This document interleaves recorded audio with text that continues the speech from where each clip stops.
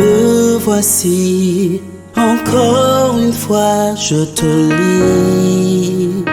Mon cœur méchant et tortueux par-dessus tout. Seigneur, ma prière est que tu façonnes mon cœur pour que je sois celui que tu veux, que je sois comme un enfant. Oh Jésus, ma prière est que tu façonnes mon cœur, que tu le gardes à toi, oh Seigneur. Car je vois ta parole infaillible s'accomplir sous mes yeux pour me dire que tu es à la porte au Père. Je te prie, garde-moi. Seigneur, que je ne me conforme pas à ce monde pour ne pas m'éloigner du but que tu es pour moi, Jésus. Que tu es pour moi, Jésus. Car ce monde veut me retenir pour que je ne vive pas la gloire à venir, qui sera manifeste dans peu de temps. Oh Jésus, ma prière est que tu façonnes mon cœur, que tu le gardes à toi, oh Seigneur.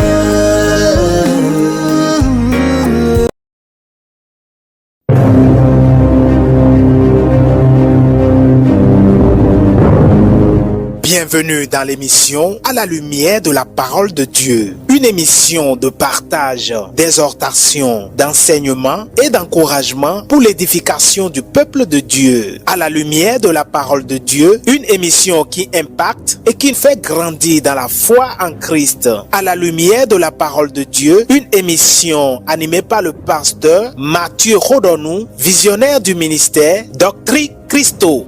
Vous connaîtrez la vérité et la vérité vous rendra libre. Jean 8, verset 32.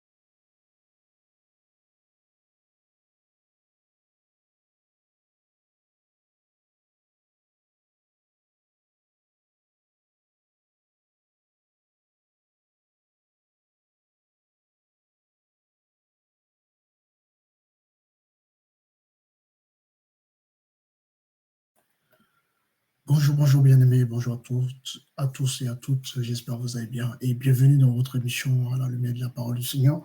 Nous sommes le vendredi 13 octobre 2023 et je suis ravi de vous retrouver dans cette nouvelle émission. Alors aujourd'hui, je voudrais partager particulièrement un terme que le Seigneur m'a communiqué tout récemment et j'ai envie de partager ce message avec vous en espérant que cela puisse vous aider, vous instruire, vous encourager et à suivre la voie véritable de notre Seigneur Jésus-Christ. Père, nous te bénissons pour ce temps que tu as permis. Merci pour cette émission. Merci pour ta présence. Merci de m'assister. Seigneur, Papa, merci de me permettre de creuser encore ta parole. Merci de nous éclairer au travers de ta parole. au travers des Écritures, Père, Roi des rois. Seigneur, nous te confions les cœurs de nos auditeurs, de nos auditrices entre tes mains. Seigneur, merci de permettre à ce que leur cœur soit disposé et que nous puissions recevoir ta parole et que cette parole que nous allons recevoir puisse produire en nous un véritable changement, du fruit.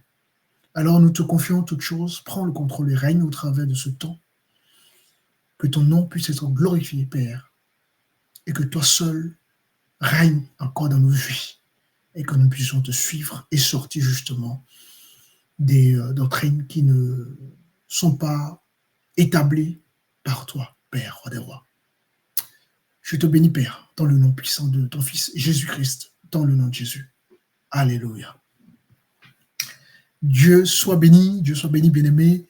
Nous allons passer quelques temps ensemble, un petit moment ensemble, et je compte sur vous pour votre écoute. Je compte sur vous pour faites en sorte que vous ne soyez pas dans la distraction. C'est important. Alors, nous vous encourageons, bien-aimés, à partager nos émissions, à commenter, à mettre des likes, des j'aime. Vous savez un peu comment ça fonctionne, hein, les réseaux sociaux aujourd'hui.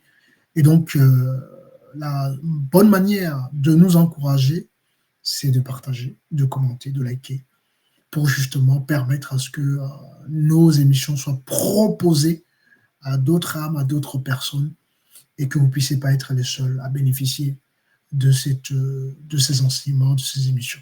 Donc, nous comptons sur vous pour partager nos émissions autour de vous. Je sois béni. Alors, comme vous pouvez donc le constater, aujourd'hui, nous allons parler du luxe. Nous allons parler du luxe pour la simple raison, nous avons des faux messages, nous avons des fausses doctrines qui circulent, qui sont véhiculées de jour en jour, de plus en plus, faisant croire aux chrétiens, aux enfants de Dieu, que un chrétien qui ne vit pas dans le luxe, dans le matériel, hein, un chrétien qui ne vit pas dans le luxe que je vais définir évidemment tout au long, donc au cours de cette émission, n'est donc pas converti ou tout simplement vit dans le péché. Quelqu'un qui n'est pas béni, c'est quelqu'un qui vit dans le péché.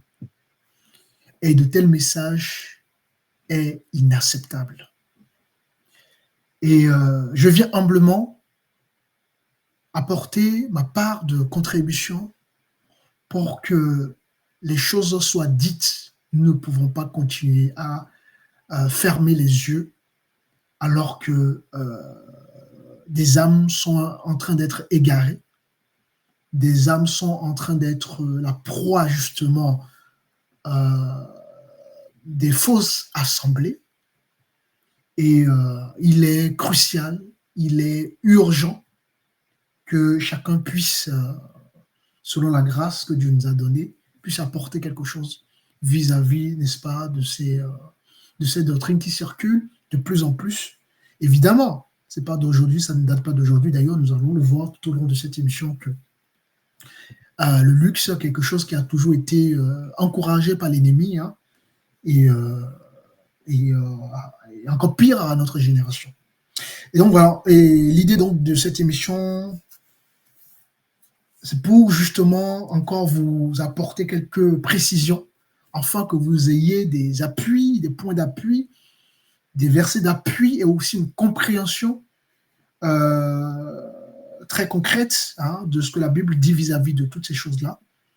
Et surtout, que pour ceux qui ne sont encore pas très, très affermis dans la foi, vous ne puissiez pas continuer à être la proie des enfants flottants par tout vent de doctrine. Et donc, j'espère que cette émission va vous bénir. J'espère que ce temps que nous allons passer ensemble par la grâce de notre Dieu va être un temps où vous serez richement encouragés dans votre foi, dans votre marche, et surtout vis-à-vis de vos positions. Vous devez prendre des positions. Vous devez prendre des positions, chers amis. Et donc, voilà un peu ce que nous allons partager tout au long de cette émission. Et Dieu nous fera, comme à son habitude, du bien. Amen. Que Dieu soit béni.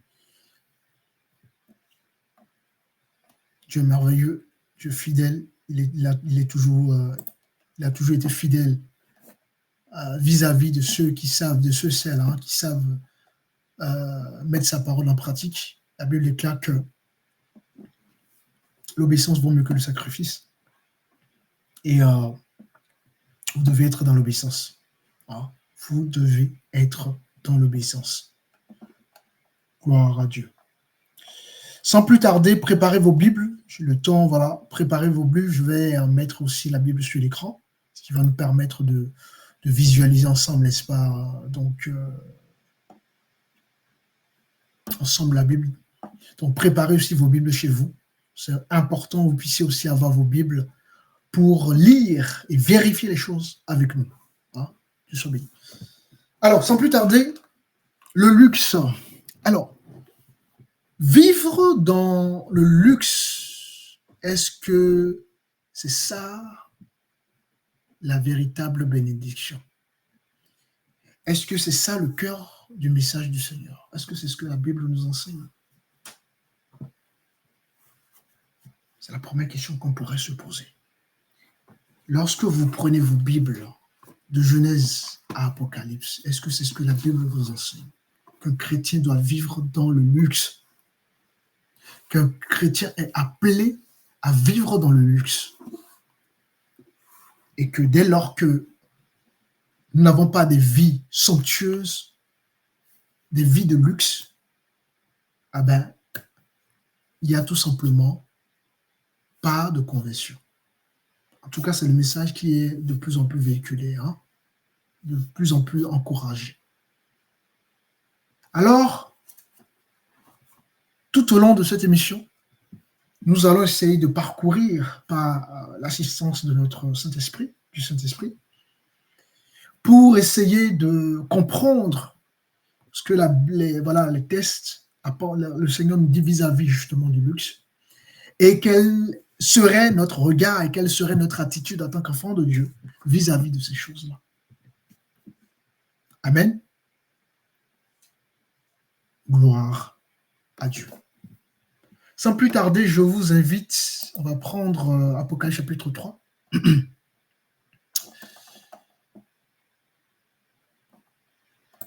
Apocalypse chapitre 3.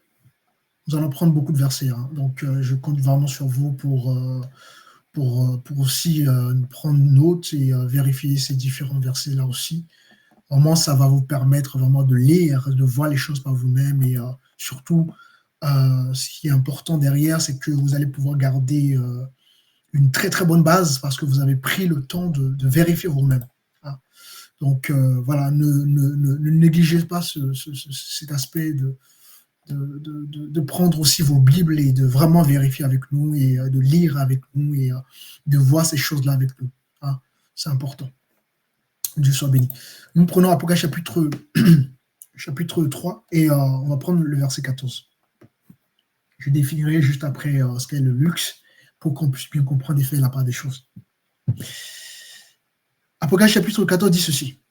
Écrit à l'ange de l'église de Laodicée, voici ce que dit voici ce que dit l'Amen, le témoin fidèle et véritable, le prince de la création de Dieu. Le verset 15. Je connais tes œuvres. Je sais que tu n'es ni froid ni bouillant. Puisses-tu être froid ou bouillant. Le verset 16. Ainsi, parce que tu es tiède et que tu n'es ni froid ni bouillant, je te vomirai de ma bouche. Alors, nous y voyons une lettre qui va être adressée à l'église de Laodicée, donc au responsable de cette église-là. Et c'est en quelque sorte une lettre que le Seigneur a adressée à toutes les églises du monde, à toutes les églises locales, puisque l'église est universelle, et avant d'être une église locale. Et nous voyons que dans cette église-là, Dieu fait une reproche à cette église-là. Et la première chose que nous voyons vis-à-vis de cette église-là, c'est que cette église-là n'était ni froid ni bouillant. C'est l'image de quelqu'un qui n'est pas fiable, qui n'est pas certain, qui n'a pas de position vis-à-vis de sa foi. C'est l'image de quelqu'un qui a un pied dedans, un pied dehors. D'accord? C'est quelqu'un qui est à la fois, qui parle de Dieu, mais qui aime le monde en même temps, qui vit dans le monde en même temps. Voilà, ça englobe toutes ces réalités-là, en fait. Et donc, on voit dans le verset 16 que la Bible dit « Ainsi parce que tu es tiède ». Donc, Dieu n'aime pas les gens tièdes. Dieu n'aime pas les gens qui n'ont pas de position. Comme on peut le voir dans notre génération où le message du Christ se résume, n'est-ce pas, qu'aux bénédictions. Alors que c'est pas ça l'évangile, c'est pas ça la parole. C'est pas ça qui va nous amener au salut, c'est pas ça qui va changer notre cœur. Voyez-vous, c'est pas ça qui va changer les gens. Ce n'est pas ça qui fera de nous des disciples du Seigneur. Et donc,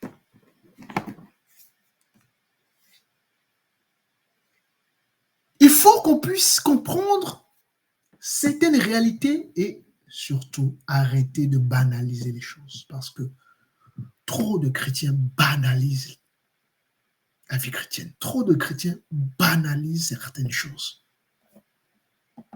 Après, nous serons les mêmes personnes à nous plaindre. Ça ne va pas ma vie est ceci, ma vie est cela, j'ai tel combat, j'ai tel ceci. Mais comment tu vis ta vie? Comment menons-nous nos vies dans le Seigneur? Alléluia. Alors, nous sommes donc au verset 17 de Apocalypse chapitre 3. Parce que tu dis, je suis riche. Donc, cette assemblée, cette église dit, elle dit qu'elle est riche. Ensuite, je me suis enrichi et je n'ai besoin de rien. Et parce que tu ne sais pas que tu es malheureux, misérable, pauvre, aveugle et nu. Je verrai sur ces, je reviendrai sur ces adjectifs que le Seigneur utilise ici. Mais regardez quelque chose. Ici, cette assemblée, elle dit qu'elle est riche et qu'elle a besoin de rien. Et croyez-moi, c'est le cas de beaucoup de nos assemblées aujourd'hui qui mettent devant la richesse au lieu de mettre devant Christ, qui mettent devant, n'est-ce pas, le bien matériel, tout ça, au lieu de mettre Christ devant. Et ça, c'est malheureux. Cette église-là, non seulement, elle n'avait pas d'opposition, mais elle se disait être riche et n'avait besoin de rien. En d'autres termes, elle n'avait pas besoin de Dieu. Parce que vous savez, l'argent, c'est un maître. Comme Jésus d'ailleurs le dit. Vous ne pouvez pas avoir deux maîtres. Si là où vous allez aimer un maître, vous allez détester l'autre maître. Donc là où vous allez aimer l'argent, vous allez détester Dieu. Là où vous allez aimer Dieu, vous n'allez pas aimer l'argent. Et donc, dès lors que l'argent possède vos vies, dès lors que l'argent domine vos vies, vous ne pouvez pas aimer Dieu. Vous ne pouvez plus être dans l'obéissance. Pourquoi? Parce que finalement, vous avez tout. Et vous, finalement, à un moment donné, votre orgueil va être élevé, va être encouragé. Et vous allez, à un moment donné, croire que c'est bon. C'est fini. C'est pour ça qu'il est écrit que très peu de riches vont rentrer dans le royaume de Dieu. Pourquoi? Parce que justement, à cause de la richesse, le riche a l'impression qu'il n'a plus besoin de Dieu. Bon, j'ai voulu d'abord qu'on puisse lire ce verset pour que déjà vous puissiez voir déjà ce que justement le Seigneur reproche à cette église-là, qui est le cas de beaucoup de nos assemblées aujourd'hui. Et donc, à l'instar des chrétiens de cette église, donc de l'église de la Odyssée, nous avons encore beaucoup de nos frères, beaucoup de nos sœurs chrétiennes, qui pensent que la richesse matérielle et financière est le signe d'une vie spirituelle épanouie. Je répète, beaucoup de nos frères et sœurs, beaucoup d'assemblées, soi-disant assemblées, beaucoup, d'accord, de chrétiens, de chrétiennes, pensent, croire que la richesse matérielle et financière est le signe d'une vie spirituelle épanouie, ce qui n'est pas le cas. Pourquoi? Parce que c'est normal, vous pensez à ces choses-là, parce que justement, on vous a servi cette nourriture à longueur de journée. Voilà le message qu'enseignent les gens aujourd'hui. Bénédiction, bénédiction, bénédiction. Le message, l'évangile de la prospérité. Et donc, les gens n'ont plus d'autre nourriture à recevoir en dehors justement de cette semence que les gens reçoivent. Et lorsque vous recevez que les semences liées à la prospérité, vous aurez des problèmes de santé spirituelle. C'est un peu comme, je vous donne un exemple très simple. Si vous mangez tout le temps des pâtes, des riz, vous ne variez pas, vous ne mangez pas équilibré, vous aurez des problèmes de santé. Pourquoi? Parce que vous devez manger toutes sortes de nourriture dans le but justement de bénéficier de différents vitamines, substances pour votre organisme, pour pouvoir être en bonne santé. Ainsi donc, si dans le Seigneur, vous n'êtes pas équilibré, on vous sert pas, on ne vous donne pas la nourriture de manière équilibrée, ah bah, vous aurez des problèmes de santé. Vous aurez des problèmes spirituels. Votre foi sera ébranlée. Vous n'aurez pas une base solide. Vous n'aurez pas une fondation. Vous ne serez pas enraciné. Rappelez-vous comment ça s'appelle, le semeur qui va semer dans différentes terres. Quel est notre état? Quel est l'état de notre cœur aujourd'hui, les amis? Quel est l'état de notre cœur? Et donc, beaucoup de nos frères, beaucoup de nos sœurs croient en ces choses parce que justement, on les a servi justement cette semence à longueur de journée. Et beaucoup croient que la richesse matérielle et financière est le signe d'une vie spirituelle épanouie.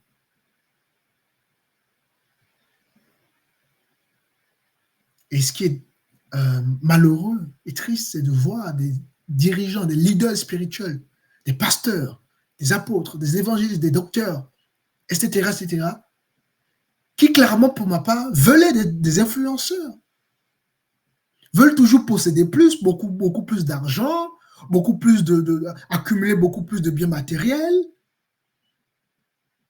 Et de ce fait, le message de Christ, le message qui amène les gens à être des disciples, n'est plus enseigné, n'est plus véhiculé. Christ n'est plus enseigné dans nos assemblées au détriment des messages liés à l'évangile de la prospérité.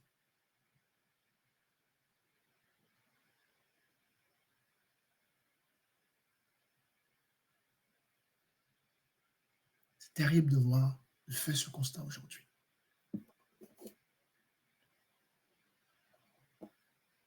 Et donc, ce type de message, vous serez riche, vous serez riche. Courez après la richesse, courez après la richesse. La richesse, c'est synonyme justement du fait que Dieu soit avec vous. Si vous n'êtes pas riche, Dieu n'est pas avec vous. C'est ce que les gens disent. Et ce type de message pollue malheureusement les cœurs de beaucoup de chrétiens, de beaucoup d'enfants de Dieu. Au lieu de transmettre l'amour du Seigneur, au lieu de transmettre la croix, la foi, la joie, la paix, c'est ce type de message qui est de plus en plus véhiculé, enseigné, qui est de plus en plus encouragé. Alors, que nous dit la Bible concernant le luxe? Les biens matériels sont-ils réellement synonymes d'une vraie bénédiction? Est-ce que vraiment le Seigneur nous appelle à ce genre de choses? Que nous enseigne la Bible? Que nous enseigne la parole du Seigneur? Que nous dit la Bible? La pensée du Seigneur vis-à-vis de cette réalité Évidemment, ce n'est pas une réalité qui existe d'aujourd'hui, ça existe depuis longtemps. D'ailleurs, voyez-vous, la Odyssée, ça existe ce n'est pas d'aujourd'hui. Mais dans notre société actuelle, les choses sont à un niveau extrême. Alors, rapidement, définissons ce qu'est le luxe. Pour que justement, parce que oui, le téléphone que tu as, c'est un bien matériel. La maison que tu as, c'est un bien matériel. La voiture que tu as, c'est un bien matériel. Et c'est pour ça que nous devons comprendre les choses. Et c'est pour ça, justement, j'ai intitulé cette émission « Le luxe » pour que, justement, on puisse faire la différence entre ce que nous pouvons posséder dans notre vie de tous les jours, hein, dans notre vie ordinaire pour nos petits besoins, vis-à-vis de ce qu'on va voir, donc le luxe, qui est complètement, justement, différent de ce que l'on peut posséder comme téléphone, smartphone, des trucs qu'on peut utiliser voilà, dans nos quotidiens pour nos besoins personnels et professionnels. Alors, donc, le luxe, c'est quoi? Pour aller vite. Le luxe se définit comme le caractère de ce qui est coûteux. Je répète. Le luxe se définit comme le caractère de ce qui est coûteux, de ce qui est raffiné, de ce qui est somptueux. Un premier point, la première définition. Deuxième point. On peut vivre dans un environnement luxueux, donc un environnement constitué d'objets coûteux. C'est-à-dire, tu vis dans une maison et tout ce qui est dans la maison en tant que meubles, voilà, est extrêmement coûteux. Donc, c'est une définition aussi qui rentre dans le cadre aussi de ce thème donc qui est le luxe. Le luxe, c'est aussi une manière de vivre coûteuse. C'est une manière de vivre coûteuse et raffinée.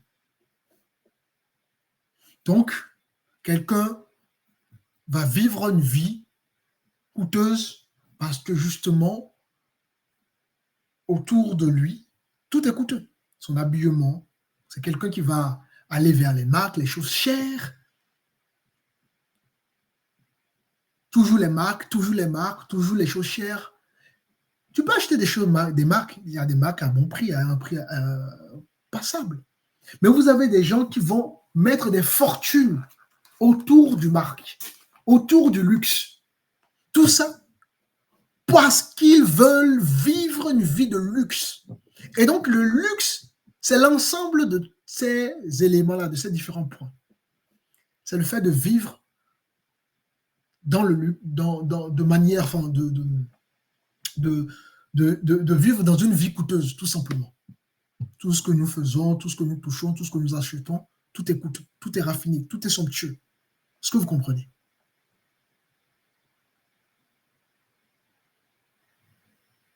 Et donc,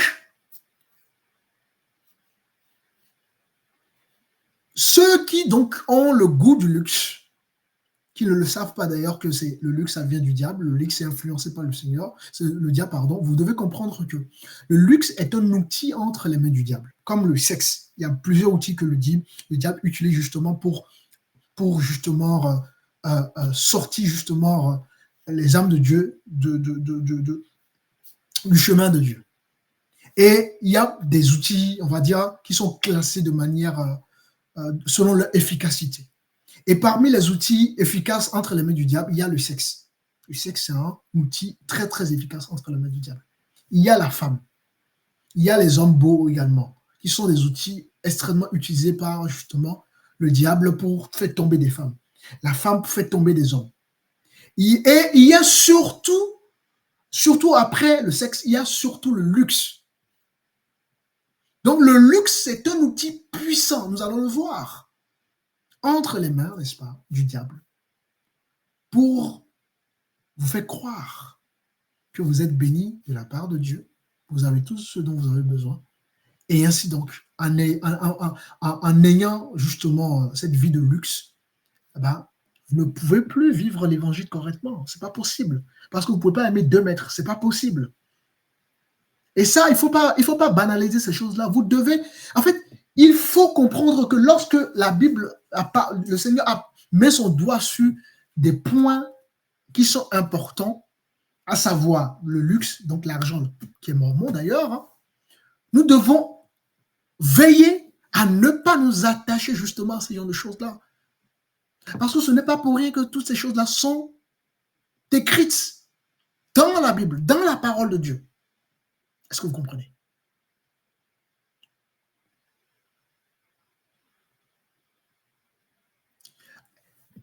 Amen. Gloire à Dieu. Alors, j'aimerais d'abord que vous puissiez comprendre. Donc, une fois on a vu la définition du luxe, j'aimerais que vous puissiez comprendre que déjà, premier point, le luxe, ça vient, si vous voulez, c'est un objet de désir de Babylone.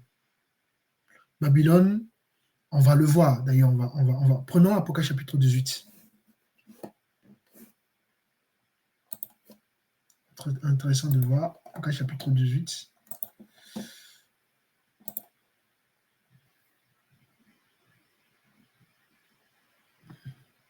Et on va prendre à partir du verset 1er. Je compte sur vous. Hein.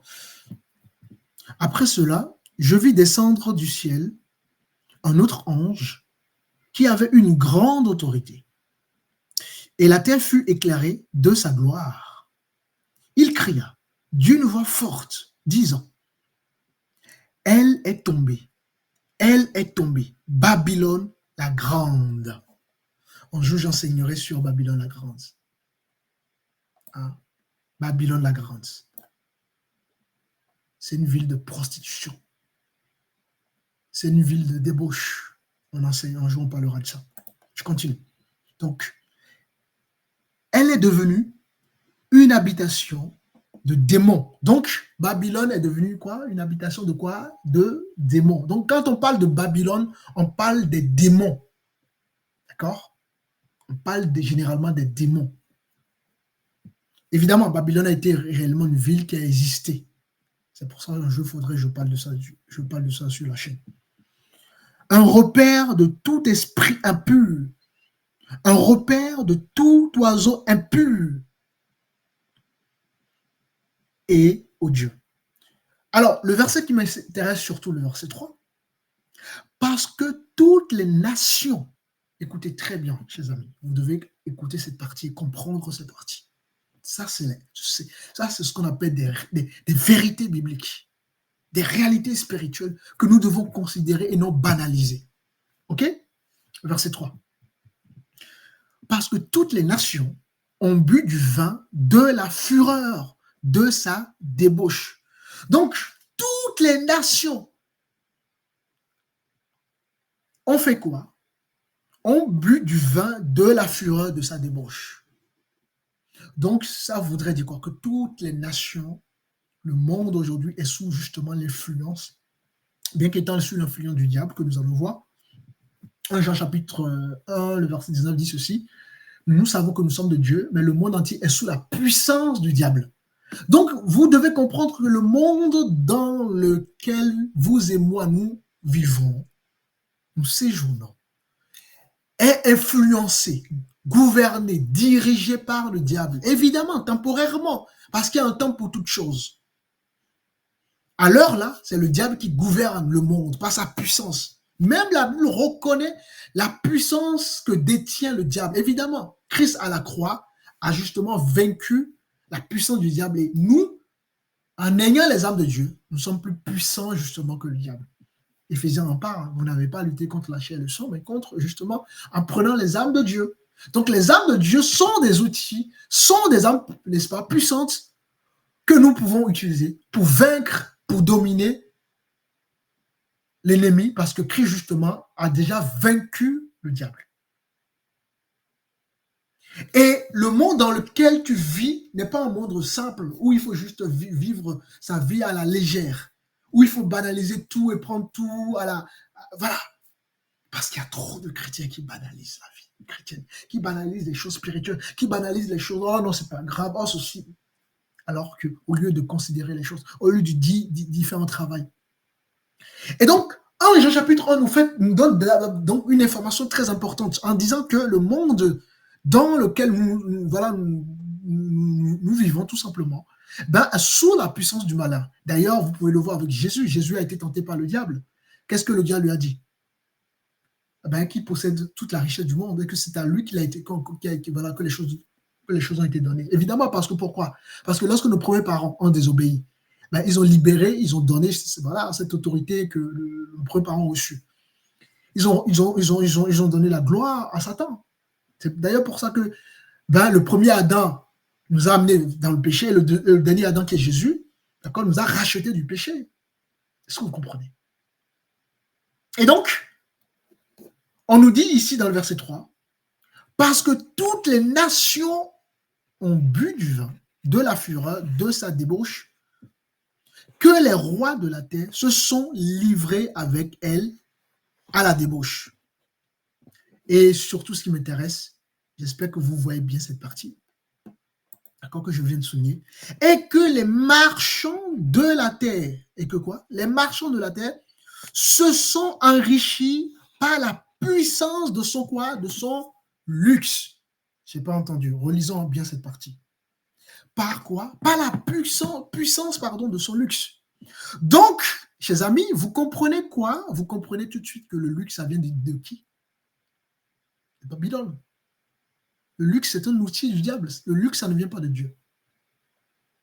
Et si on ne vous dit pas ces choses-là, vous ne pouvez pas les comprendre. Il faut qu'on vous enseigne ces choses. On doit enseigner ces choses-là dans nos assemblées. Les nations, les rois, les marchands de ce monde, parce que ce monde est sous la puissance du diable, n'est-ce pas? Ils se sont enrichis par quoi? Par la puissance de son luxe. Donc, derrière le luxe, il y a une puissance de l'ennemi. Pourquoi? Parce que l'ennemi, justement, opère des égarements de par le luxe qu'il a créé lui-même. Il y a le luxe de Satan. C'est pour ça que si l'argent est un maître, le luxe c'est un maître. C'est-à-dire c'est quelque chose qui va vous dominer. Est-ce que vous comprenez? Le luxe c'est quelque chose qui va vous dominer. Et lorsque vous allez vous plaire dans le luxe, vous allez vivre dans le luxe, à quel moment vous allez obéir à Christ? Parce que vous ne pouvez pas aimer deux maîtres. Ce n'est pas moi qui le dis, c'est le Seigneur qui l'a dit. Et nous savons que tout ce que le Seigneur dit est vérité. D'ailleurs, vous-même faites votre propre expérience d'ailleurs. Quand vous avez un peu d'argent seulement là, vous ne vivez même pas dans une vie de luxe, hein, un peu d'argent seulement là, vous abandonnez Dieu. Votre vie de prière diminue. Votre persévérance dans votre foi diminue. Juste avec un peu d'argent. Imaginez-vous si vous vivez dans le luxe. Pourquoi? Parce que l'argent est un maître, est un élément dominateur. Le luxe également est un maître, est un élément dominateur. Quand on parle de luxe, on parle de l'argent, c'est la même chose. Est-ce que vous comprenez? Sauf que le cas du luxe, c'est que c'est vraiment quelqu'un qui va vivre tout au long de sa vie, vraiment que dans les choses coûteuses. Hein, c'est sa vie, son habillement, tout ce qu'il fera, d'accord, vont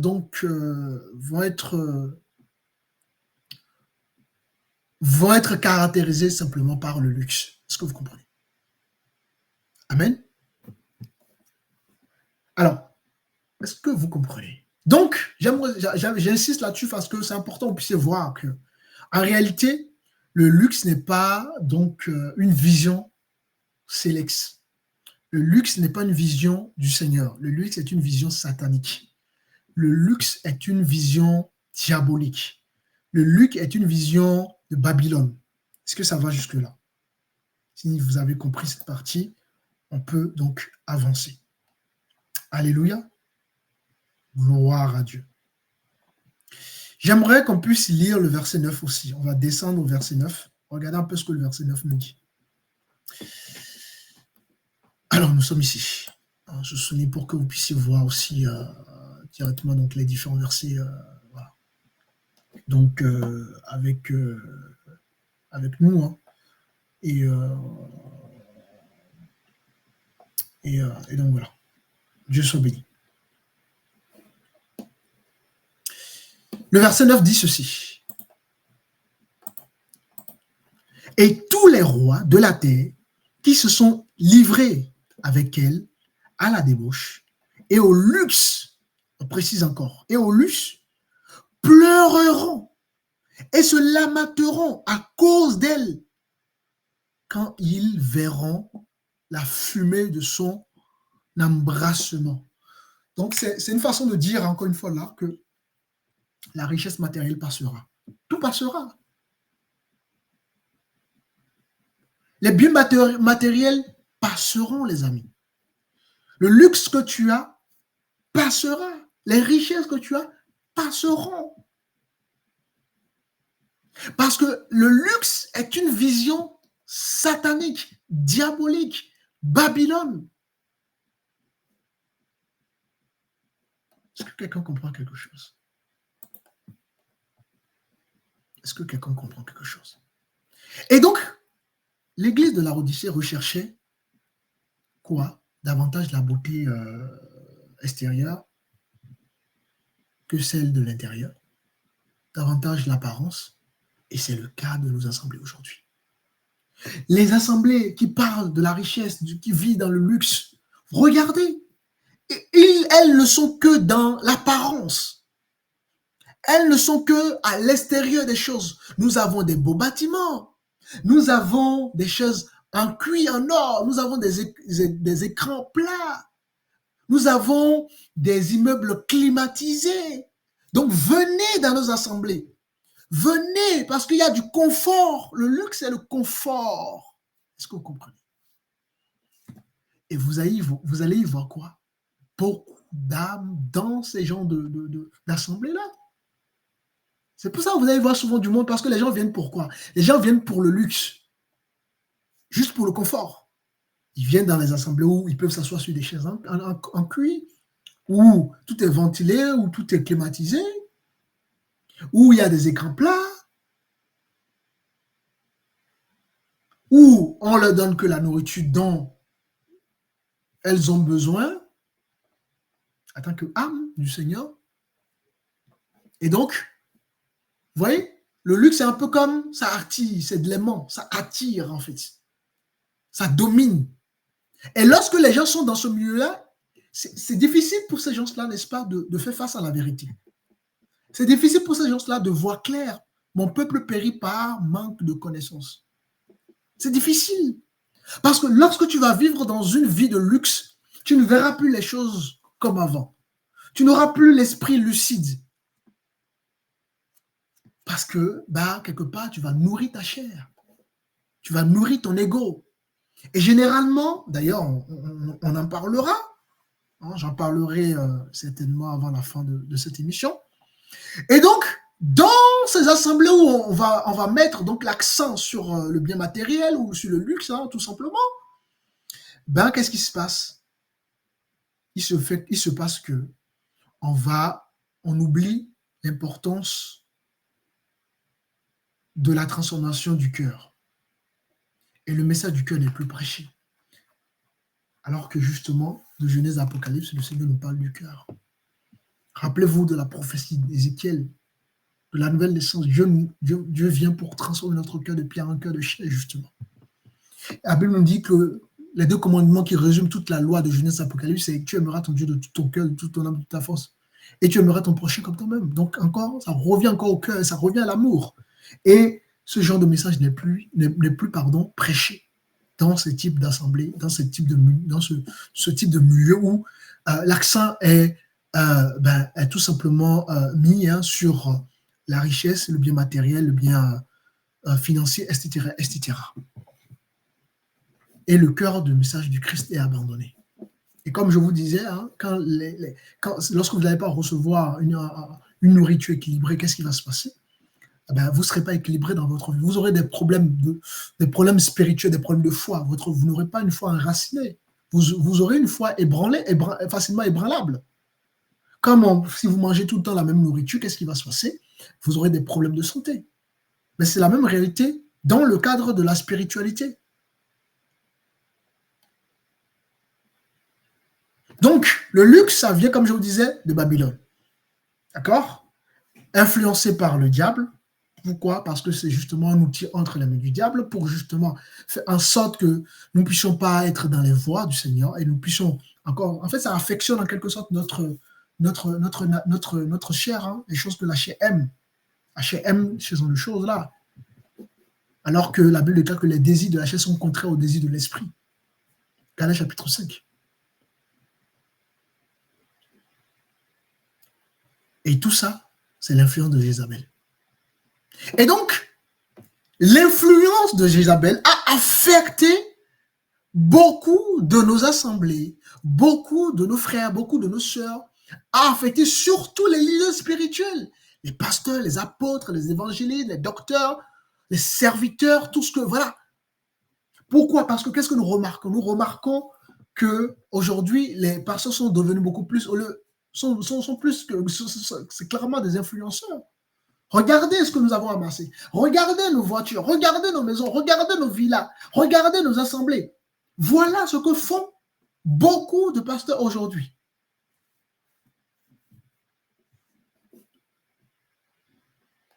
Voilà ce que font beaucoup de ministères. Évidemment, il y a parmi ces hommes, ces femmes-là, il y en a beaucoup qui sont initialement appelés par le Seigneur. Mais malheureusement, à cause de la séduction, justement, comment dirais-je, du bien matériel, ah ben, il s'est fait qu'il y a une semence de cupidité qui est rentrée dans le cœur de ces ministres-là, de ces hommes qui ont été initialement appelés par le Seigneur. Pourquoi? Parce que justement, c'est ça l'influence du luxe. Le luxe, ça crée justement une séparation entre nous et Dieu. C'est une séduction.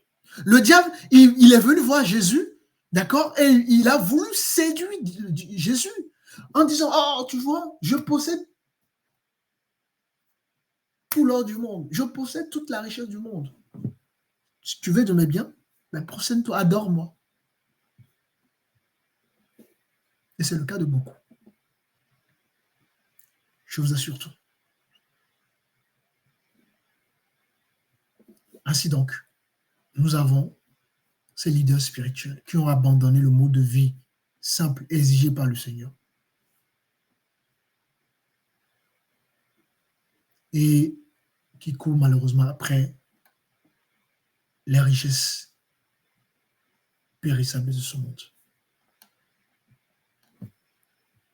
Regardez un peu le mode de vie que le Seigneur attend de nous. Regardez, nous allons faire un tour rapidement dans Matthieu 10. Regardez un peu ce que le Seigneur attend de nous.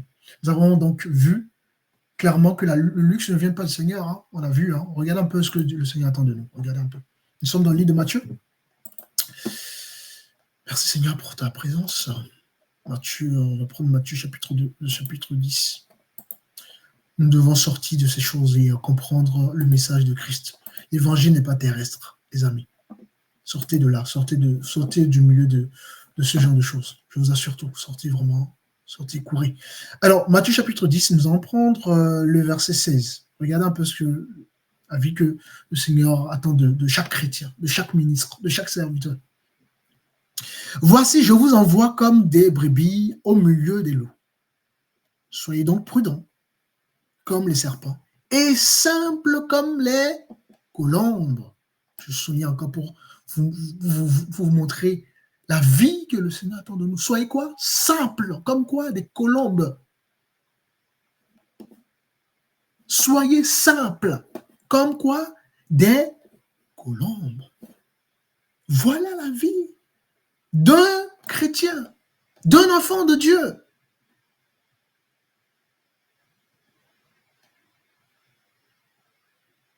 Le mot simple ici, ça vient du grec akeraios.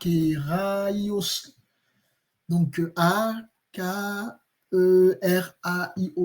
d'accord? Et qui signifie tout simplement non mélangé, pur, esprit sans mélange de mal, libre, innocent, simple.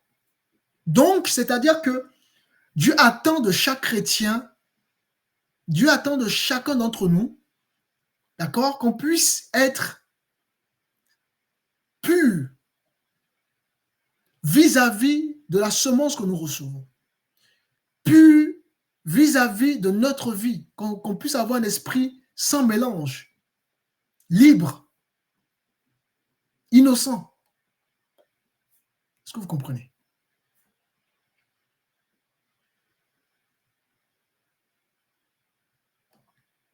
Nous avons des pasteurs qui cherchent à rouler dans de grosses berlines, des Ferrari, des Range Rover, alors que toutes ces réalités-là ne sont rien que du matériel. La voiture que vous achetez aujourd'hui, vous pouvez faire juste le même jour un accident avec, et puis tout cette eau-là part en cacahuète, alors que vous avez dépensé des millions pour les avoir. Et nous avons donc ces pasteurs, ces ministres, ces leaders spirituels, d'accord, qui ont un train de vie donc extrêmement coûteux, hein, extrêmement cher, et qui encouragent donc les bien-aimés à courir après la richesse au détriment de leur vie, de leur simplicité. On a vu, il faut Matthieu chapitre 10, verset 16. Et donc, beaucoup de chrétiens, parce qu'ils reçoivent que cet enseignement-là, que ce message-là, ont cru que la bénédiction, justement, vient du fait vient du bien matériel. Dieu peut nous bénir, il n'y a pas de problème. Dieu peut nous bénir, il n'y a pas de problème, on n'est pas contre ça. On va voir quelques exemples. Abraham a été riche, mais quelle a été justement son attitude? D'accord? Dieu peut nous bénir, il n'y a pas de problème. Mais attention à la bénédiction.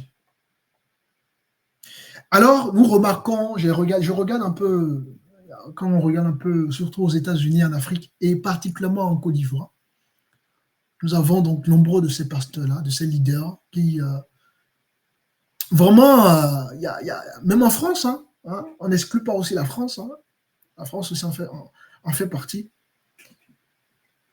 Et nous avons donc nombreux de ces leaders-là qui affichent leur voiture, leur villa, leur dette privée même parfois, leurs meubles, leurs vêtements, leurs bijoux, pour faire croire aux enfants du Seigneur qu'ils ne sont pas bénis. Pour faire croire qu'aux enfants du Seigneur que c'est eux qui sont bénis. Alors que justement, dans cette attitude-là, en fait, ce que les gens ne comprennent pas, ce sont des gens qui cachent un problème. C'est un peu comme les gens généralement qui aiment les femmes. En fait, c'est parce qu'il y a un manque. Et pour combler ce manque-là, ils vont trouver leur refuge dans le sexe. Ça peut être le sexe pour certains. Ça peut être la drogue pour d'autres. Ça peut être la nourriture même parfois pour d'autres aussi. Est-ce que vous comprenez?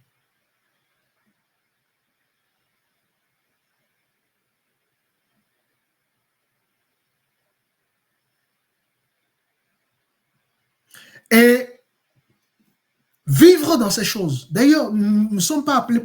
À quoi ça sert de venir afficher le bien matériel? C'est ça l'évangile? Est-ce que c'est ça qui va faire sauver les âmes? Est-ce que c'est ça qui va nous amener au ciel? À quel moment nous avons vu un ministre du Seigneur dans la Bible, un homme, donnez-moi un seul exemple d'un homme qui a affiché ses biens matériels pour montrer, voyez-vous comment je suis béni, voyez-vous ce que j'ai comme bien matériel, etc., etc. Pourquoi? Parce que ça, c'est pas salutaire, ça n'amène pas les gens au ciel. La bénédiction n'amène personne au ciel. La bénédiction, c'est une faveur de Dieu. C'est une grâce de Dieu. C'est l'expression de l'amour de Dieu. Mais aucunement ne peut nous amener au salut. Ce qui nous amènera au salut, c'est la parole. C'est la semence. Ce sont les enseignements, les amis. Et donc, ces leaders en tout cas, qui prétendent être des leaders et qui encouragent et véhiculent ce genre de message qui a trait au luxe, ont tout simplement abandonné la vision du Seigneur. D'ailleurs, depuis très longtemps. Pourquoi? Parce que l'argent que Dieu permet qu'il puisse récupérer par des dîmes, je ne sais pas, par autre, quels que soient les moyens, ils peuvent justement utiliser cet argent-là pour investir dans le royaume. Investir auprès des nécessiteux, comme par exemple les veuves, les orphelins, les étrangers, les pauvres. etc., etc. Mais on abandonne les gens qui sont dans le besoin. On abandonne les gens et donc on va faire le culte, clairement le culte d'un homme, hein, on va faire le culte de la richesse, le culte d'un homme. Récemment, pour taire donc le nom d'une assemblée, une assemblée qui a clairement invité un homme qui parle, un homme qui a un panier, clairement, un kémite, qui n'avoue pas ses origines, clairement qui dit qu'il est kémite, qui ne croit même pas en Dieu, et qui d'ailleurs, c'est un influenceur qui parle de l'argent, et une assemblée l'invite pour donner les secrets de comment gagner de l'argent. Vous vous rendez compte le monde dans lequel nous sommes aujourd'hui? On invite un païen pour venir enseigner des chrétiens sur comment gagner de l'argent. Vous vous rendez compte, les amis? Et tout ça, ça ne vous choque pas, ça ne vous impacte pas, ça ne vous titille pas. Ce n'est pas normal. Et les gens sont délaissés. Moi, je rencontre beaucoup de personnes qui me donnent des témoignages, je suis dépassé. On ne les écoute pas, on ne les suit pas, on ne fait plus attention aux gens. Ce n'est pas ça l'Église. L'Église, ce n'est pas le luxe. L'Église, ce n'est pas les biens matériels, les biens financiers. L'Église, c'est l'amour, c'est le partage des biens en commun. L'Église, c'est lorsqu'on récolte, généralement, en temps normal, lorsqu'on récupère des dîmes dans une assemblée, c'est pour aider justement les nécessiteux, les gens qui sont dans le besoin, les veuves, les orphelins, les plus démunis. C'est ça le but de la dîme. Mais non, nous allons enrichir un pasteur qui va avoir beaucoup plus de richesses que les autres, beaucoup plus de voitures que les autres, beaucoup plus de maisons que les autres. Tout ça pour affirmer, pour montrer aux yeux de tout le monde, vous voyez, j'ai réussi. Vous voyez, voilà, je suis béni par Dieu, je suis appelé par Dieu. Vous ne comprenez pas que les gens là, justement, se servent de ça pour vous montrer tout simplement que, en réalité, ça montre clairement qu'ils ne sont pas appelés en fait. Mais c'est vous qui ne voyez pas ces choses-là. En fait, quelqu'un qui veut tout le temps démontrer, vous voyez, démontrer ceci, j'ai ceci. Vous ne comprenez pas que la personne n'a pas été appelée? Vous ne comprenez pas que la personne est en train de simplement de justifier son appel? Vous ne comprenez pas que la personne est en train de justifier une faiblesse, un défaut? Parce qu'on n'a pas besoin de justement montrer ces choses-là pour montrer que Dieu nous a appelés ou Dieu est avec nous. Pour les bien-aimés qui sont dans le ministère, qui me suivent depuis longtemps, combien de fois je vous ai montré que Dieu est avec moi, pas des biens, pas des... À quel moment? Parce que c'est pas ça l'évangile. Je ne suis pas là pour ça.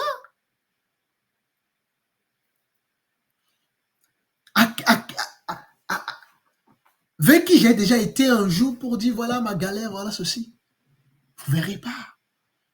Bien que nous souffrons en silence, mais Dieu nous fait grâce, on bénit le Seigneur. Et ça, c'est ça. On se concentre sur l'essentiel. Et l'essentiel, c'est la parole. Je vous recommande de lire le livre de Actes chapitre 2. Vous voyez les bien-aimés qui partageaient les biens entre eux. Les gens qui ont un peu plus de moyens vendaient leurs propriétés pour justement partager aux bien-aimés. Vous le voyez dans Actes chapitre 2, versets 41, 42, 43, 44, 45, 46. Par là. Est-ce que vous comprenez? Donc, de tels messages n'est pas digne justement. Encourager les gens vers le luxe n'est pas le message du salut, n'est pas le message du Christ. C'est un message diabolique qui vient de l'ennemi, tout simplement. N'oublions pas, 1 Jean chapitre 1, le verset 19, nous savons que le monde vit sous la puissance du diable. Ça, ne l'oublions pas. Alléluia. J'aimerais qu'on puisse prendre 2 Corinthiens. Prenons 2 Corinthiens 8.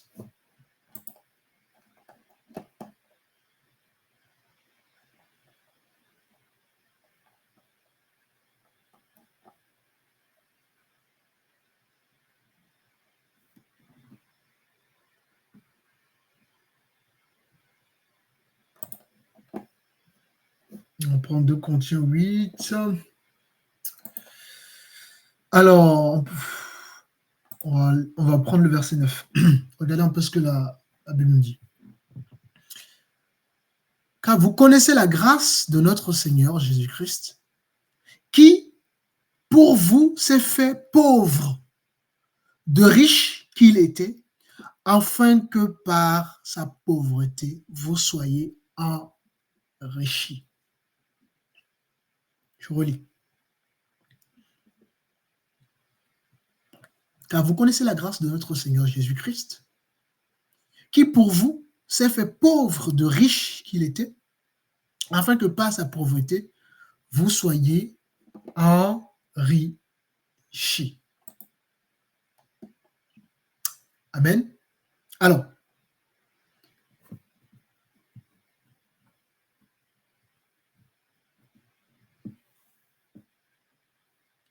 qu'est-ce que ce passage nous enseigne, les amis?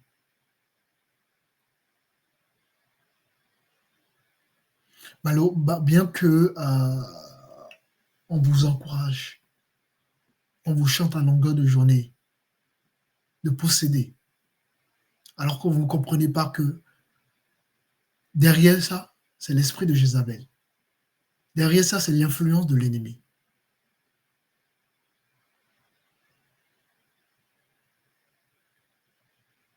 Et vous ne comprenez pas que ce type de richesse-là, d'accord, comme je vous ai montré, ça ne vient pas du Seigneur en réalité.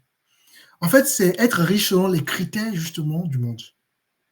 L'argent, les belles voitures, les belles maisons, tout ça, ce sont les critères du monde. Parce que selon le monde, être riche, c'est d'avoir les belles choses, c'est d'avoir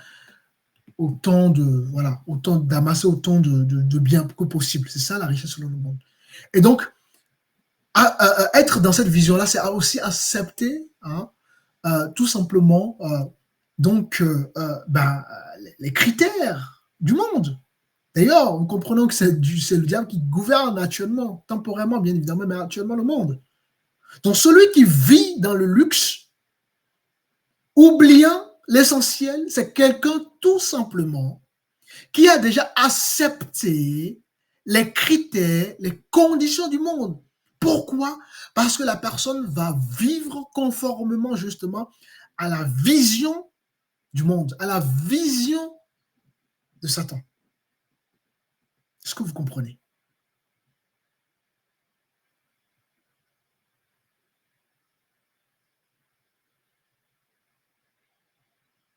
Est-ce que vous comprenez?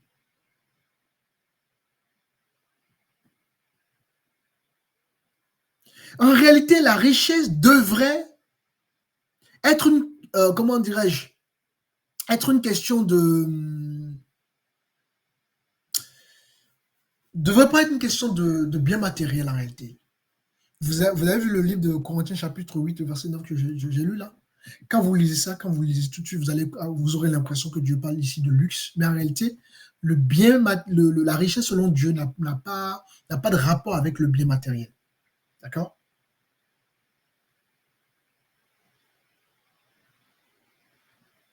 La richesse dont on parle ici, dans Corinthiens chapitre 8, verset 9, c'est être riche tout simplement pour Dieu. Est-ce que vous comprenez? C'est pas être riche selon le monde. Le monde, la richesse selon le monde, c'est quoi? C'est d'avoir les belles choses, les belles voitures. D'accord? Ça, c'est la vision. Bon. Mais la Bible a un autre point de vue. Le point de vue de la Bible, c'est être riche pour Dieu. D'ailleurs, si vous voulez, on peut prendre Luc 12. Luc 12, regardez un peu ce que Luc 12 nous dit. On reviendra sur 1 Corinthiens 8 tout à l'heure. Regardez un peu ce que Luc 12 nous dit. Il faut qu'on sorte de ce message-là. C'est pas possible, les amis. C'est pas possible. Vous devez sortir de ça. Vous devez sortir de ça. Dieu ne nous a pas racheté à un grand prix pour que vous soyez des proies de ce système-là. C'est pas possible. Vous devez sortir de là, les amis. Cherchez votre Dieu. Aimez votre Dieu. Ayez la foi. Je vous assure, les amis, sortez de ce message. Sortez de ce message. Alors, nous allons prendre Luc 12. Et alors, je regarde le verset. Ok. On peut prendre le verset 21. Regardez un peu. Il en est ainsi de celui qui amasse des trésors pour lui-même et qui n'est pas riche pour Dieu. Et donc, la richesse dont parle 1 Corinthiens chapitre 8, le verset 9, parle du fait d'être riche pour Dieu et non d'être riche pour le monde. Être riche pour le monde, c'est d'amasser les biens de ce monde. La définition du monde vis-à-vis de la richesse, c'est d'avoir les belles voitures, les belles femmes, les belles villas, les belles choses, d'amasser toutes ces choses. Et là, tu es riche. Ça, c'est le point de vue du monde. Ça, c'est la mentalité du diable. Ça, c'est dans la vision du diable, puisque c'est le diable qui, n'est-ce pas, dirige et gouverne ce monde et vous devez le comprendre et l'accepter. Le monde d'aujourd'hui, enfin, le monde est sous la puissance du diable depuis le jour que nos premiers parents ont justement, n'est-ce pas, donné l'autorité qu'ils ont reçue, la gloire qu'ils ont reçue à Satan. Et depuis lors, c'est Satan qui gouverne le monde. Pour un temps, il y a un temps défini où Dieu va mettre fin à toutes ces réalités-là, mais à l'heure là, c'est Satan qui continue à gouverner par sa puissance. Et la Bible reconnaît la puissance du malin. Donc, lorsque vous lisez le mot riche, ne soyez pas littéraire. Ne voyez pas les choses au premier degré. Vous avez vu pour confirmer donc, le livre de 1 Corinthiens chapitre 8, le verset 9. J'ai dû prendre Luc pour pouvoir confirmer la pensée de 1 Corinthiens chapitre 8, le verset 9. On ne se sait pas d'un verset biblique pour enseigner, pour expliquer les choses. J'ai souvent tendance à dire que chaque enseignement que nous devons déduire dans la parole du Seigneur, c'est un puzzle. Les versets bibliques sont des puzzles qu'il faut réunir pour pouvoir sortir le message. Et donc, on y voit quoi ici? Il en est ainsi de celui qui amasse des trésors pour lui-même.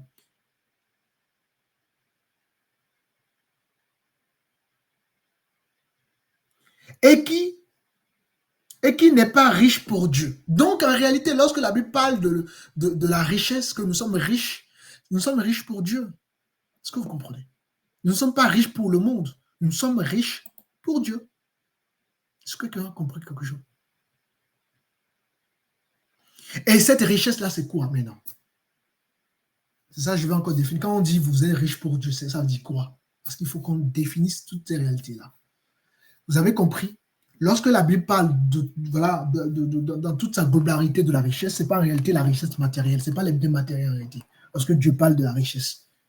Il y a le mot bénédiction d'ailleurs, un jour on parlera aussi de ça.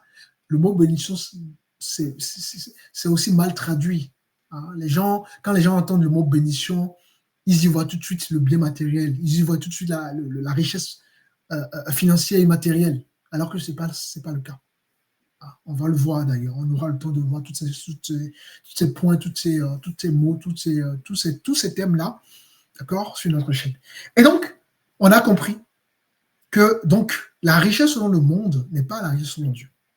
Et bien que Dieu nous rend riches, est-ce qu'il faut le comprendre de manière littéraire, selon le monde, selon la vision du monde, selon les conditions du monde? Absolument pas. Nous avons bien vu, en Corinthiens chapitre 8, il nous dit clairement que nous sommes riches. Dieu s'est fait pauvre pour que vous et moi, nous puissions être riches. Mais être riche pour qui? Être riche pour le monde? Absolument pas. Nous avons vu dans Luc chapitre 21, le verset donc, 30, le verset 12, pardon, Luc 12, pardon, le verset 21, pardon, que donc, nous sommes riches pour Dieu. Alors, cette richesse consiste, n'est-ce pas, à quoi? Être riche pour Dieu, c'est quoi? Être riche pour Dieu, c'est donc quoi? J'aimerais qu'on puisse prendre en Timothée. Nous allons voir être riche pour Dieu.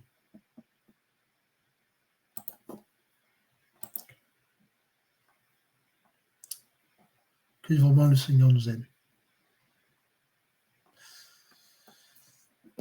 Alors, en Timothée, on va prendre le chapitre... on peut prendre même le chapitre 6. En Timothée, chapitre 6. Ok. Ok, on va prendre le verset 18. Regardez parce que, voilà, on va comprendre ce qu'est être riche pour Dieu. Recommandez-leur de faire du bien, d'être riche en bonnes œuvres, d'avoir de la libération et de la générosité. J'aime la parole. Le mot riche encore revient ici, n'est-ce pas? Et la richesse, est-ce que la richesse a un point commun avec le bien matériel? Absolument pas. Est-ce que la richesse, c'est le fait d'amasser les biens matériels, les villas, les belles maisons? Absolument pas. Donc, lorsque la Bible parle de la richesse, il faut comprendre dans quel sens nous sommes riches. Dans quel sens un chrétien est riche.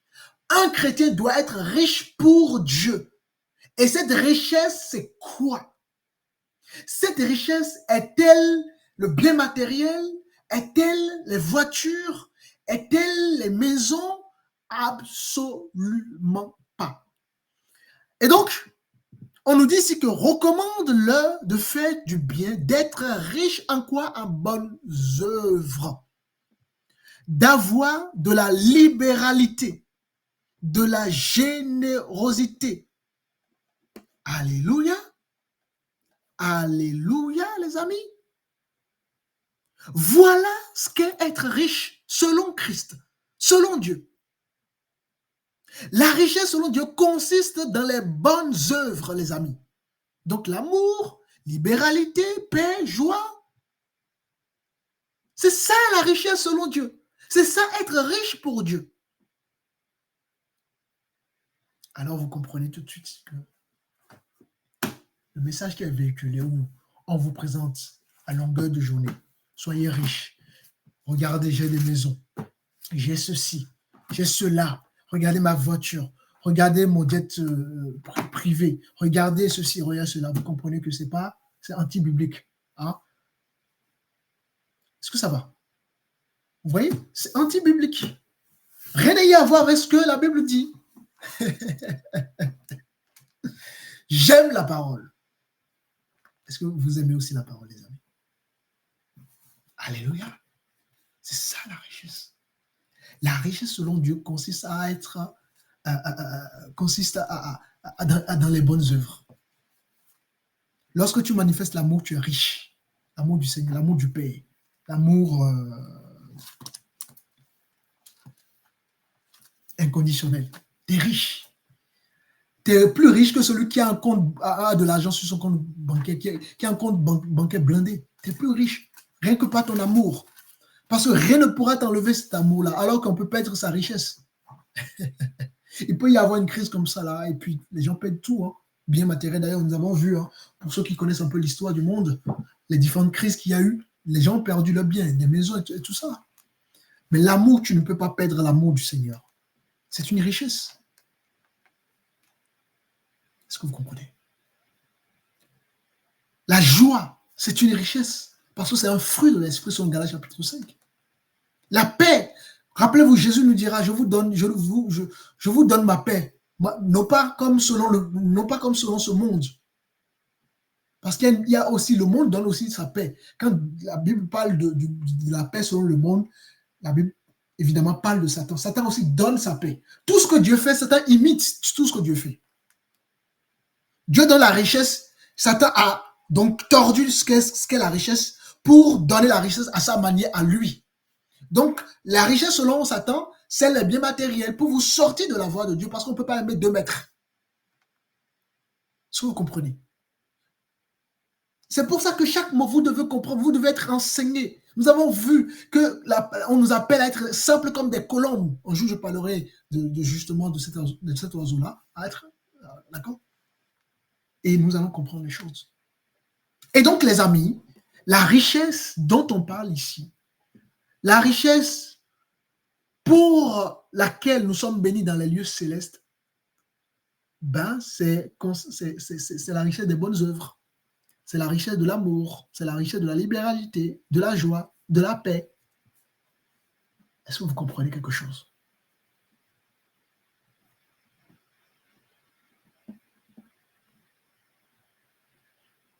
Le Seigneur, notre Maître, nous a enrichis par sa mort.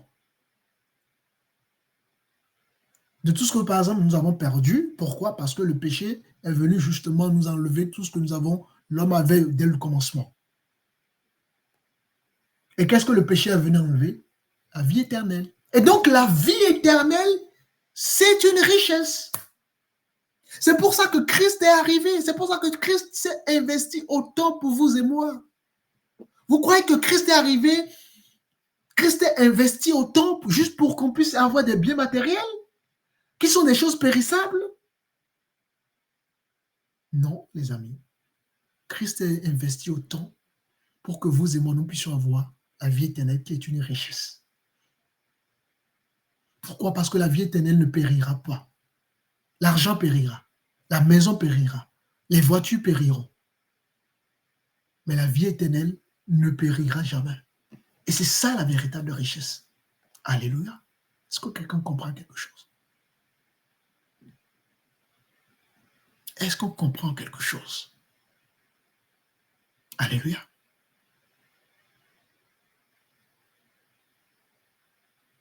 Alléluia.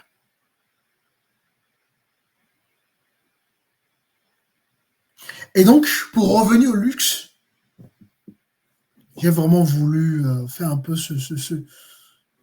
qu'on puisse voir clairement les choses avec des versets bibliques à l'appui. Hein. C'est important.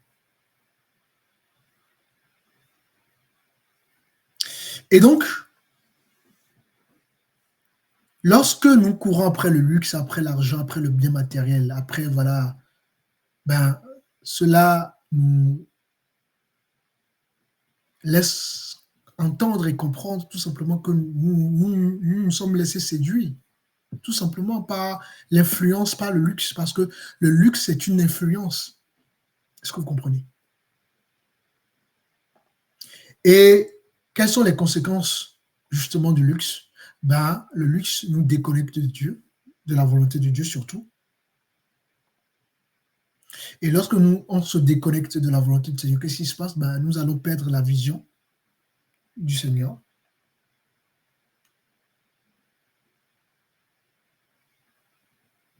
Et c'est pour ça que les gens ne prêchent que la bénédiction, que la richesse, parce qu'ils n'ont plus d'autres messages. Parce que le message du Seigneur est inspiré par lui. Et si nous perdons la vision, nous ne pourrons plus prêcher Christ. Nous ne pourrons plus prêcher Christ.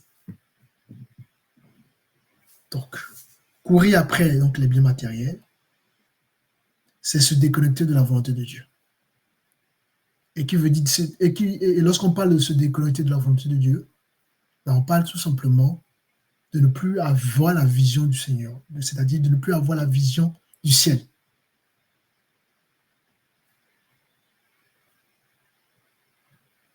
Est-ce que vous comprenez? J'aimerais qu'on puisse prendre aussi un autre passage. Regardez un peu ceci.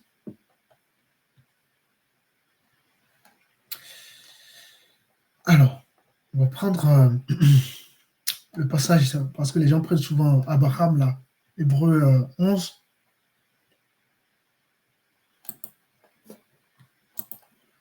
Regardez un peu. Hébreux 11, nous allons terminer bientôt. Je voulais surtout attirer notre attention sur les messages que nous écoutons. Il faut vraiment qu'on fasse très, très attention. Hébreux chapitre 11. Alors, ça bug un petit peu, mais je pense que ça va revenir. Et nous allons prendre le verset 10. Alors, regardez un peu ce que la Bible dit.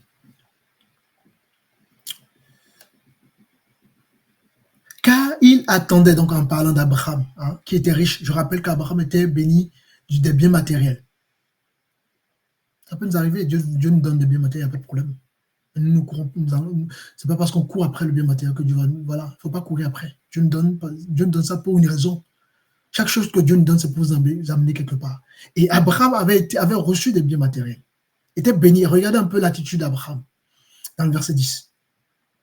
Car il attendait la cité qui a de solides fondements, elle dont Dieu est l'architecte et le constructeur.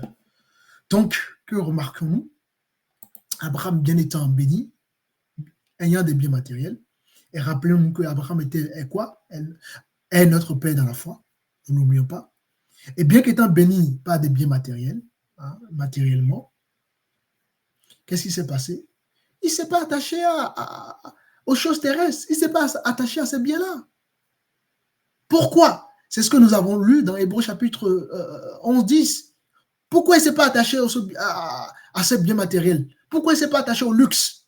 Ben pour la simple raison, d'accord, qu'il attendait une cité qui a de solides fondements, celle que Dieu est l'architecte et le constructeur.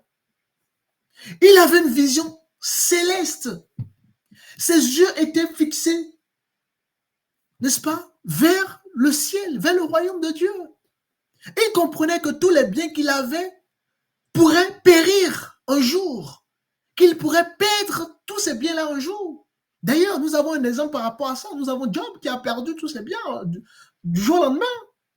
Cela nous montre encore une fois de plus, les amis, que nous pouvons tout perdre du jour au lendemain. L'argent que tu as, tu peux le perdre. La voiture que tu as, tu peux la perdre. Le travail que tu as, tu peux le perdre. Les enfants même que tu as, tu peux les perdre. Tout ce que nous possédons dans ce monde, nous pouvons les perdre. Mais la richesse de la vie éternelle, on ne pourra pas. C'est pour cela que tout passera, mais la parole ne passera pas. Est-ce que vous comprenez?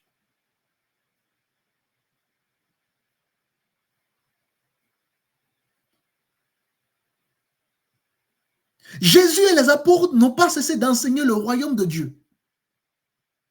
Et pourquoi? Pour que vous et moi, nous puissions tout simplement, voilà, avoir cette espérance, comme Abraham qui a eu cette espérance, qui a su s'appuyer sur la parole, sur Dieu, qui a pu avoir un regard céleste. Et Jésus a enseigné ça. Les apôtres aussi ont enseigné le royaume. Pourquoi? Pour que nous puissions avoir un regard céleste et non terrestre. Parce que le bien matériel, c'est un évangile terrestre. Le bien matériel, c'est une vision terrestre. Le bien matériel, n'est-ce pas, c'est une doctrine terrestre. Ça ne sauve pas. Qui va mourir avec ses biens? Qui va mourir avec ses voitures? Qui va mourir avec son argent? Tu meurs, tout ce que tu as là, c'est fini. Et vous devez comprendre ces choses. Alors vous comprenez que ce message qui est véhiculé là, qui est véhiculé par les soi-disant des grands pasteurs, des grands apôtres, des grands évangélistes, des grands docteurs, vous comprenez qu'ils ne sont pas dans la vision du Seigneur. Depuis pratiquement 1 heure, on est en train de voir la lumière de la parole, ce que la Bible dit.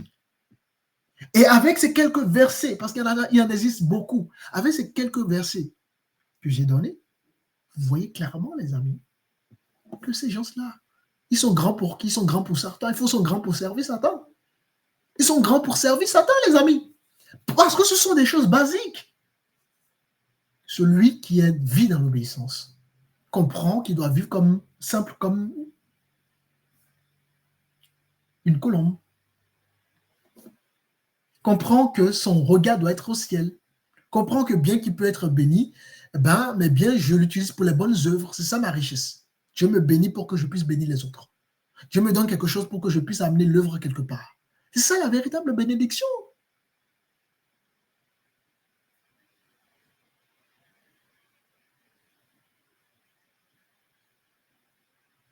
C'est ça la véritable bénédiction.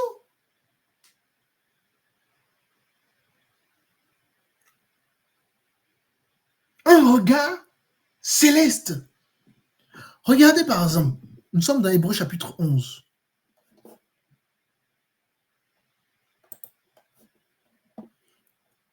Et nous allons regarder au verset 14, ceci, regardez. Ceux qui parlent ainsi montrent qu'ils cherchent une patrie. Donc c'est-à-dire ceux qui, on le lit d'abord, on va terminer la lecture et ensuite je commenterai par la suite. S'ils avaient eu en vue celle d'où ils étaient sortis, ils auraient eu le temps d'y retourner. Le verset 7 dit ceci. Mais maintenant, ils en désirent une meilleure, c'est-à-dire une céleste. C'est pourquoi Dieu n'a pas honte d'être appelé leur Dieu, car il leur a préparé une cité. Les gens qui courent après le luxe, le bien matériel, qui ont un évangile terrestre, tout ça là. Il ne peut pas avoir une véritable relation avec Dieu. Parce que Dieu a apprécié et agréé les gens qui ont une vision céleste. Est-ce que vous comprenez? N'écoutez pas les gens parce ils sont grands, ils sont intelligents, ils ont des belles assemblées, ils sont beaux, ils ont des belles chaises en or, il y a des écrans plats. N'écoutez pas, ne suivez pas les gens pour ça. Si le message du Seigneur n'y est pas, sortez du milieu de nous, dit la parole du Seigneur. Vous devez sortir du milieu de ces gens-là. Est-ce que vous comprenez? Dieu n'a pas honte d'être appelé le Dieu. Le Dieu de qui? Dieu n'a pas honte d'appeler le Dieu. Pourquoi? Parce que toute personne qui a un regard céleste, qui vit dans l'obéissance, d'accord, touche le cœur de Dieu. Oh, malheureusement, beaucoup de chrétiens, dans les temps difficiles que nous sommes, d'accord,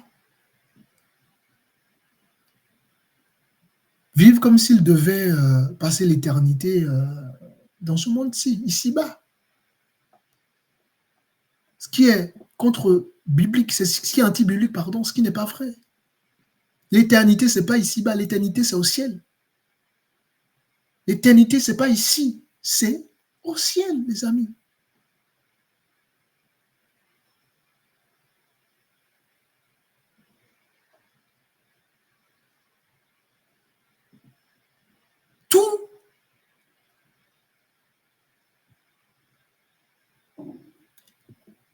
Tous les vents, comment dirais-je, il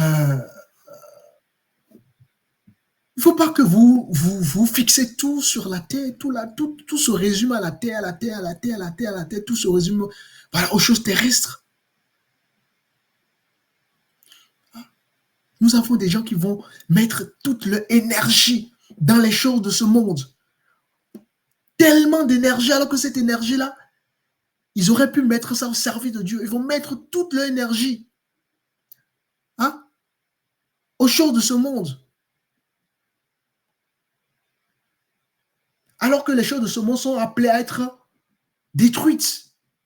Les choses de ce monde n'existeront plus à un moment donné. D'ailleurs, si vous voulez, on peut prendre. Je ne vous dis rien qui ne soit biblique. D'ailleurs, allons dans 2 Pierre. On le voit. On le voit dans 2 Pierre. Je vous parle avec mon cœur, les amis. Vous qui écoutez ce message, je prends le temps je fais exprès pour que ce temps ne soit pas forcément un temps où un enseignement un peu, voilà, pour ne pas vous perdre. J'ai vraiment vous parler vraiment de ces choses-là en allant vraiment mot à mot. En allant vraiment mot à mot. La richesse, tout ce que nous amassons dans ce monde-là, périront un jour. Alors, prenons 2 Pierre. Il y a des gens qui ont besoin de voir pour croire, qui ont besoin de lire pour croire.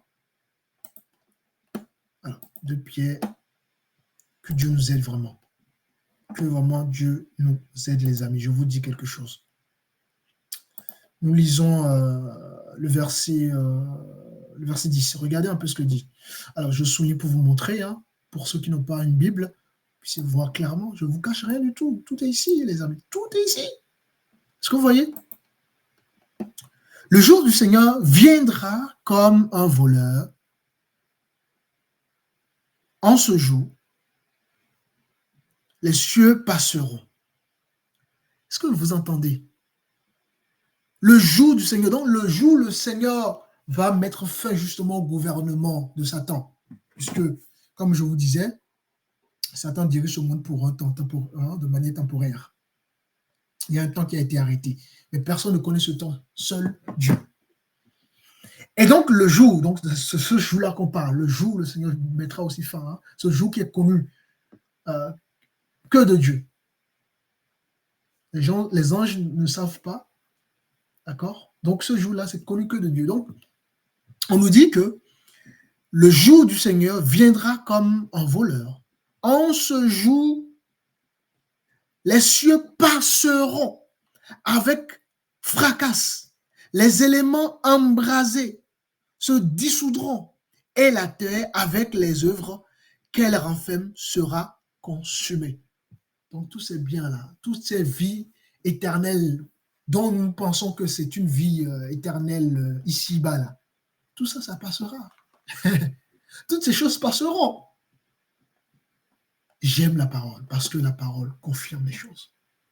Est-ce que vous voyez? Je ne vous dis rien qui ne soit biblique. Rien du tout.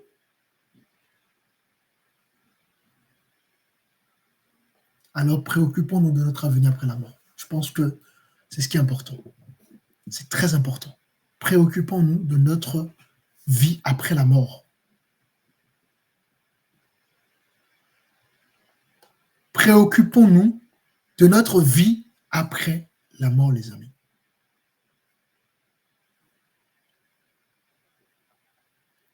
Alors, lorsque les gens généralement sont dans le luxe, vivent que pour le luxe, fait la promotion du luxe, montrent tout, ce sont généralement des gens qui ont des problèmes de cœur, comme je vous disais au début. Hein. Ce sont des gens qui ont des problèmes, soit qui ont été rejetés par la société, qui ont des blessures, des diverses blessures. Hein. Et donc, qu'est-ce que le luxe, comme je vous disais, hein, beaucoup des influenceurs ou des influenceurs que vous suivez là, c'est une manière pour eux simplement de combler un vide, des blessures, des manques, des manquements. Et donc, le luxe a pour but aussi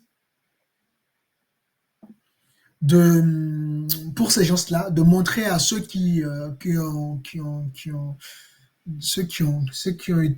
joué, qui ont blessé ces pasteurs-là, qui ont blessé ces hommes-là, enfin, ce soi-disant pasteurs, bien évidemment, d'accord? Ils utilisent le luxe pour montrer justement à ces gens-là que, voilà, ils ont pris leur revanche sur la vie.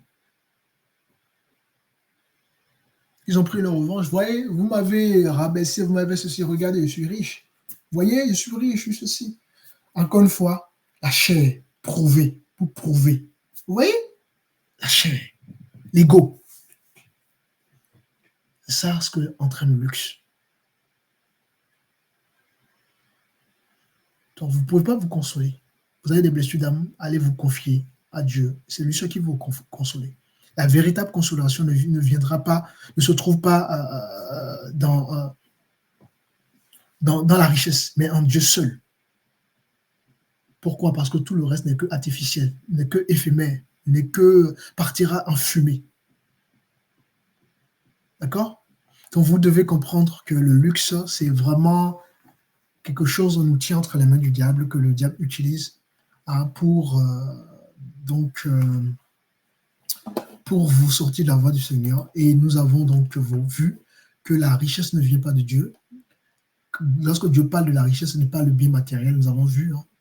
Vous devez comprendre que la richesse selon le monde, selon Dieu, selon la vue, selon la pensée du Seigneur, c'est l'amour, la joie, la patience, c'est la libéralité, hein, c'est les bonnes œuvres. D'accord? C'est ça la richesse. Quand on parle, la Bible parle de la richesse, il ne faut pas tout de suite voir les biens matériels.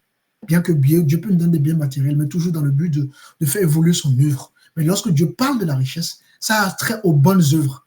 Ça consiste à avoir des bonnes œuvres. Et ce sont simplement les fruits de l'esprit. Est-ce que vous comprenez? Est-ce que quelqu'un a compris quelque chose? Donc, sortez vraiment de cette vision mondaine, de cette pensée mondaine, et cherchez la vision du Seigneur.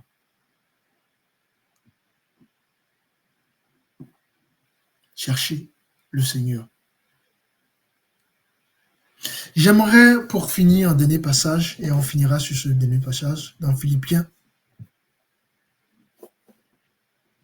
On finira là-dessus pour aujourd'hui. Je pense que le message a été transmis.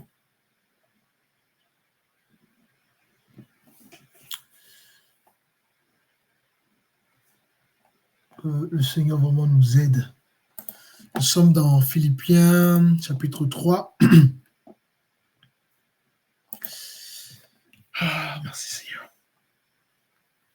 Et nous allons lire le verset 18 pour finir là-dessus. Nous allons même prendre la partie verset 17. Soyez tous mes imitateurs frères et portez les regards sur ceux qui marchent selon le modèle que vous avez en nous. Car il en est plusieurs qui marchent en ennemis de la croix de Christ. Je vous en ai souvent parlé et j'en parle maintenant, encore en pleurant. Le verset 19. Leur fin sera la perdition. Ils ont pour Dieu leur ventre. Ils mettent leur gloire dans ce qui est leur honte. Ils ne pensent qu'aux choses de la terre. Je ne commenterai pas ça. Tout ce que nous venons de dire là, tout est résumé dans ces 3 versets-là. Continuez à croire que l'évangile c'est terrestre. Continuez à donc encourager les gens dans l'évangile terrestre. Continuez à vous plaire dans le luxe. Continuez à abandonner les choses essentielles. Vous allez avoir que vos yeux pour pleurer. Je relis une dernière fois pour terminer le verset 17 à 19, pardon. Soyez tous mes imitateurs, frères, et portez les regards sur ceux qui marchent selon le modèle que vous avez en nous. Car il en a plusieurs. Il y en a plein. De soi-disant serviteurs, servants de Dieu. Car il y en a plusieurs qui marchent en ennemi de la croix. Oui, celui qui ne prêche pas l'évangile, celui qui ne prêche pas Christ, et qui parle de l'évangile de la prospérité, et qui parle que de ça, est ennemi de Dieu, parce que l'œuvre de la croix, ce n'est pas les richesses matérielles. Jésus n'a pas donné sa vie pour que vous et moi, nous puissions amasser des trésors terrestres qui vont périr. Jésus a donné sa vie pour que vous et moi, nous puissions avoir une vie éternelle. Et dans cette vie éternelle, il y a des choses pour lesquelles nous allons bénéficier, qui est l'amour du Seigneur, la joie du Seigneur, la patience du Seigneur. Et celui qui ne prêche pas la croix, celui qui ne prêche pas la vie de Christ, est ennemi de Dieu.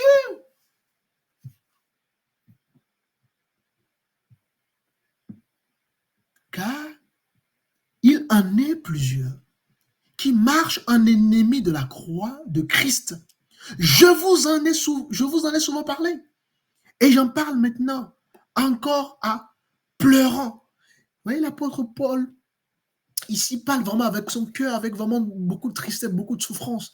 Parce qu'il voyait des gens qui s'égaraient. Les gens qui n'ont rien compris du message de Christ. Des gens qui... Au temps déjà de l'apôtre, c'était déjà terrible. Imaginez à notre temps, à nous. Lorsque je vous parle de ces choses-là, je vous parle avec une grande tristesse dans mon cœur. Parce que je me dis, c'est pas possible. Et regardez le verset 19. Leur fin sera la perdition. Ils ont pour Dieu le ventre. Alors ceux qui courent après le luxe, leur Dieu, c'est juste le ventre. Ils mettent juste Dieu devant, mais en réalité, leur Dieu, c'est le ventre. Ils mettent leur gloire dans ce qu'il fait. Le honte. Ah oui, hein? Leur gloire dans ce qu'il fait, le honte. Ils ne pensent qu'aux choses de la terre. Et oui. C'est pour ça que vous allez voir les gens qui parlent de l'évangile terrestre et tout ça. N'est-ce pas? Qui sont dans le luxe, tout ça. Le luxe, c'est les gens souvent qui parlent que des choses terrestres. Ils sont pas célestes. Ils ne sont pas connectés. Ils ne voient pas les choses spirituelles. Parce que c'est normal. Hein? Toute leur vie se résume à la terre, alors que voilà, nous allons mourir. Tous mourir. Nous oublions souvent ça. Et donc voilà, les amis, je pense que je vous ai communiqué donc le message. J'espère que ce message changera vos vies. J'espère sincèrement. Et que vraiment vous allez vraiment sortir de ces choses et faire honneur à votre Dieu. J'espère vraiment que vous allez faire honneur à votre Dieu. Faites honneur à votre Dieu. Ah, faites honneur à votre Dieu. Faites honneur à votre Dieu. Et donc, que Dieu vous bénisse. Bon courage à vous dans votre vie. Cherchez le Seigneur, cherchez la parole, cherchez l'intimité avec le Seigneur. Soyez vrais et vous verrez des grandes choses arriver dans votre vie sans que vous ayez pris le temps de mettre vos énergies à chercher les choses. Les choses viendront de manière naturelle. Que Dieu vous bénisse, c'est le pasteur Mathieu. À très bientôt.